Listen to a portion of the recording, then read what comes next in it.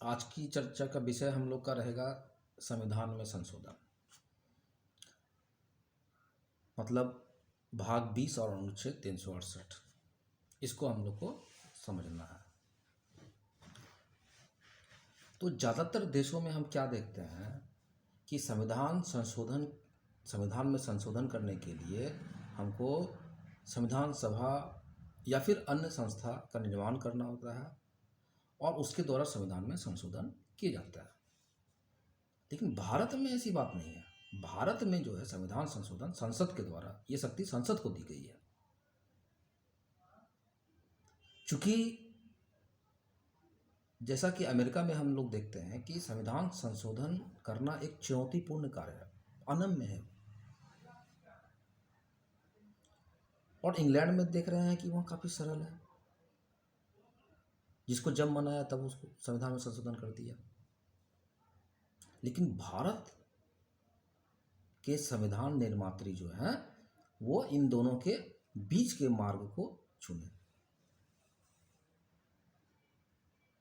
Doctor Bhimrao Ambedkar ji का भी कहना था कि कम से कम भारत एक लोकतांत्रिक देश है और यहाँ के लोगों को ये अधिकार होना ही चाहिए कि वो दो तिहाई सदस्य मिलकर के जो है संविधान के किसी भाग में चेंज कर सकते हैं। तो संविधान संशोधन भारत में जो है वो संसद को ये शक्ति दी गई है। और हम लोग ये भी देख रहे हैं कि ये किसी भी सदन में जो है ये बिल को लाया जा सकता है, किसी भी मंत्री के द्वारा ये प्रस्तुत किया जा सकता है, किसी भी सदन में ये पारित हो सकता है। लेकिन इसमें संयुक्त बैठक का प्रावधान नहीं किया गया है। क्लियर? प्रसंघीय आधार पर यदि अगर विषय वस्तु प्रसंघीय आधार हो तो इसमें संविधान करने के लिए विशेष प्रावधान किए गए हैं। उसको हम लोग आगे देख लेंगे। तो संशोधन जो है वो कितने प्रकार से हो सकता है।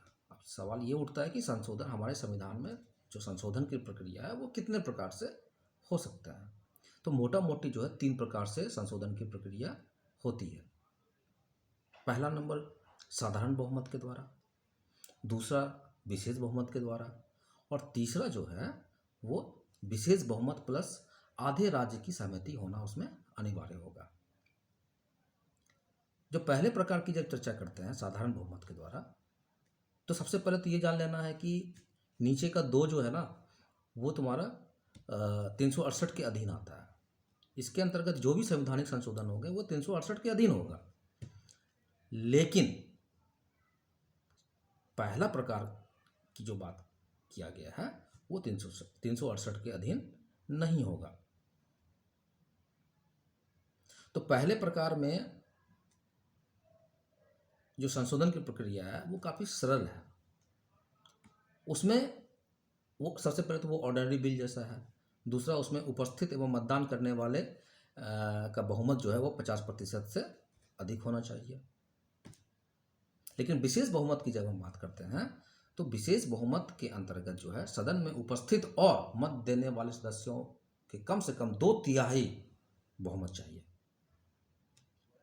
जो कुल सदस्य संख्या के बहुमत के 50% से अधिक हो। अब यहाँ ध्यान देने की बात होगी कि कुल सदस्य संख्या के बहुमत का 50%, तो कुल सदस्य संख्या समझना होगा हमको इसके लिए। तो कुल सदस्य संख्या का यहाँ मतलब होता है उपस्थित सदस्य प्लस अनुपस्थित सदस्य प्लस रिक्त सीटें। तो इसको क्यों जोड़ा गया? इसको इसलिए हम जोड़ते हैं कि मान लो अगर हम ऐसा कहते हैं कि सदन में उपस्थित और मत देने वालों की संख्या का 2/3, मान लो सदन में 10 आदमी उपस्थित है और वोट डाल दिया, उसी के आधार पे 2-3 कैलकुलेट कर लिए, तब तो ये तो गलत हो जाएगा ना। तो इसके लिए ये एक कंडीशन को रख दिया गया।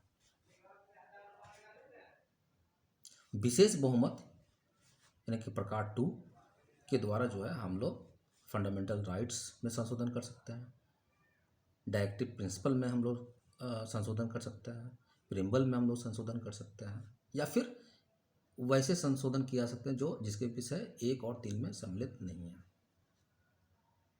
तीसरे प्रकार में जब हम लोग आते हैं तो वो उसमें तुम्हारा जो है विशेष बहुमत प्लस आधे राज्य की सहमति होना अनिवार्य है। और तीसरा प्रकार का जो संवैधानिक संशोधन है ये काफ़ी कठिन प्रक्रिया है।